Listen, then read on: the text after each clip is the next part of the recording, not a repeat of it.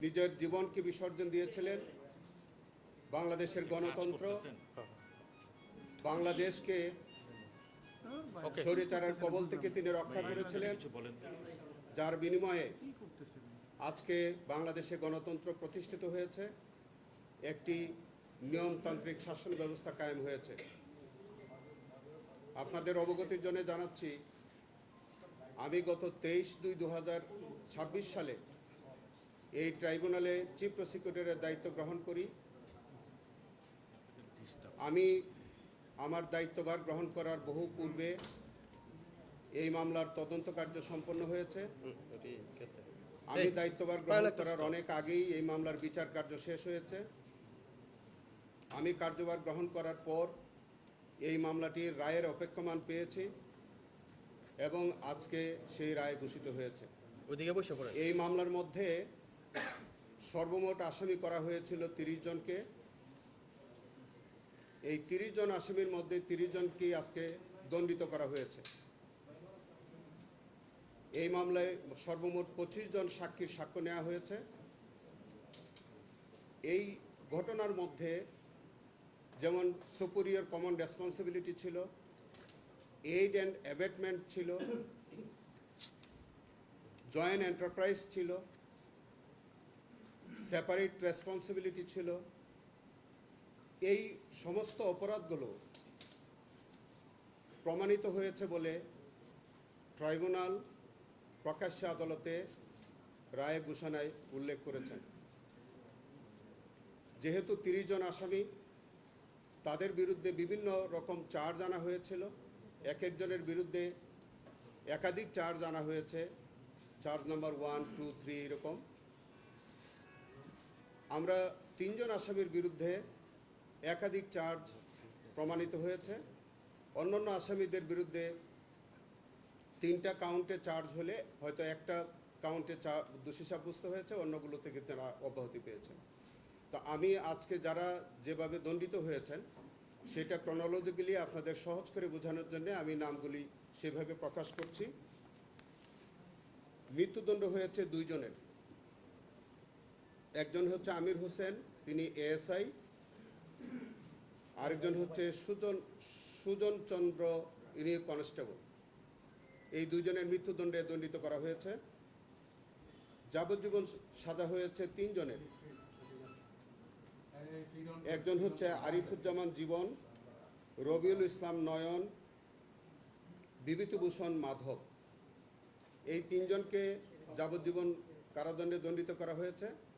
অতিরিক্ত তাদেরকে আরও 10 বছর, অন্য কাউন্টে তাদেরকে 10 বছরের শাস্তি দেওয়া হয়েছে। 10 বছরের সাজা হয়েছে এই ছাড়া ডক্টর হাসিবুর রহমান বাচ্চু, তিনি রুকেয়া বিশ্ববিদ্যালয়ের সেই হতভাগা ভিসি।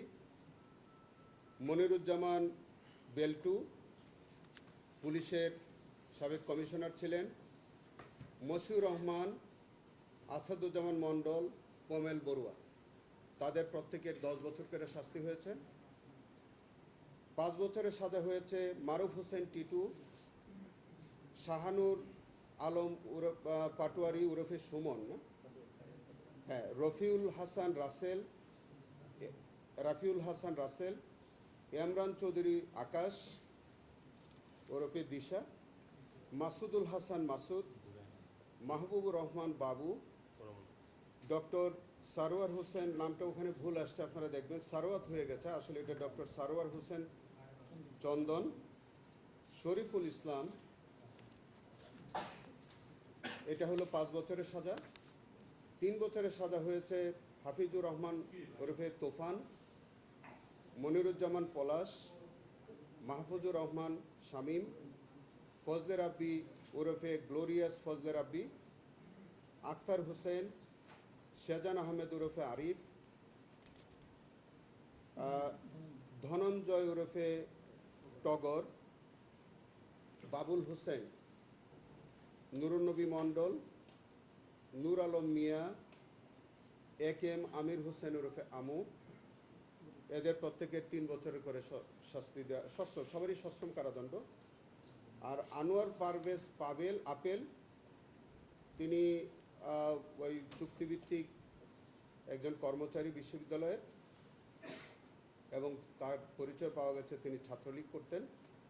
তার সেন্টেন্স পিরিয়ড হচ্ছে যে কয়দিন তিনি হাজতবাস করেছেন, সেই হাজতবাসটাকেই তাকে দণ্ড হিসেবে দেওয়া হয়েছে, এবং ওই হাজতবাসটা যতদিন তিনি আছেন ততদিন পর্যন্ত তিনি হাজতবাস করে এই সাজাটা তাকে দেওয়া হয়েছে। এই হচ্ছে আমাদের 30 জনকেই দণ্ডিত করা হয়েছে। আপনারা এর মধ্যে দেখেছেন যাদেরকে মৃত্যুদণ্ড এবং যাবজ্জীবন সশ্রম কারাদণ্ডে যাদেরকে দণ্ডিত করা হয়েছে তাদের বিরুদ্ধে আমাদের সুনির্দিষ্ট অভিযোগ ছিল। কারো বিরুদ্ধে অভিযোগ ছিল তাদের সুপিরিয়র কমন রেসপন্সিবিলিটি ছিল, এবং দুজনের বিরুদ্ধে সরাসরি আবু সাইদকে বুকে এবং শরীরে বিভিন্ন জায়গায় গুলি করার অপরাধ ছিল, প্রত্যক্ষদর্শী সাক্ষী ছিল। আমি প্রথমেই কৃতজ্ঞতা প্রকাশ করতে চাই আমাদের এনটিভির সেই সাংবাদিক, আমাদের শ্রদ্ধেয় PW2 তিনি মইনুল হক, আমি কৃতজ্ঞতার সাথে তার কাছে আমি কৃতজ্ঞতা প্রকাশ করতে চাই। তিনি জীবনের ঝুঁকি নিয়ে তার ক্যামেরাম্যান সহ এই ভিডিও ফুটেজ ধারণ করার কারণেই এই নির্মম হত্যাকাণ্ডটি সারা দুনিয়ার মানুষ, সারা পৃথিবী দেখতে পেয়েছিল।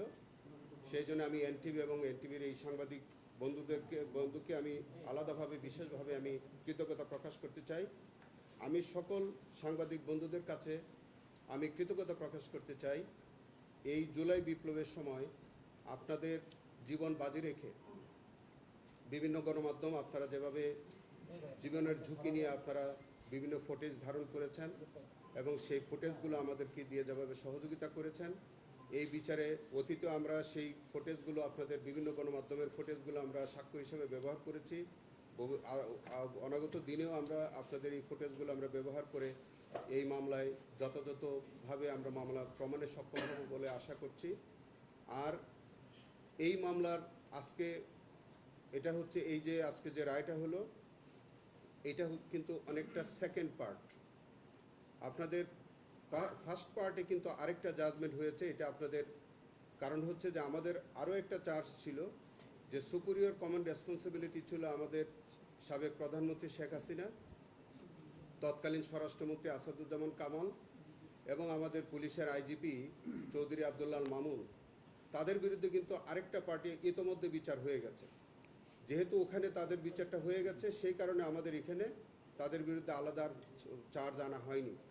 তো সেই কারণে আজকের যে জাজমেন্টটা হয়েছে সেটার সাথে কিন্তু আগের যে জাজমেন্টটা হয়েছে সেটাও কিন্তু একীভূত করে দেখার সুযোগ আছে। কারণ আমাদের ফার্স্ট পার্টির সাজাটা আগে হয়ে গেছে, এটা সেকেন্ড পার্টে অন্যান্য আসামিদের সাজাটা আজকে হয়েছে।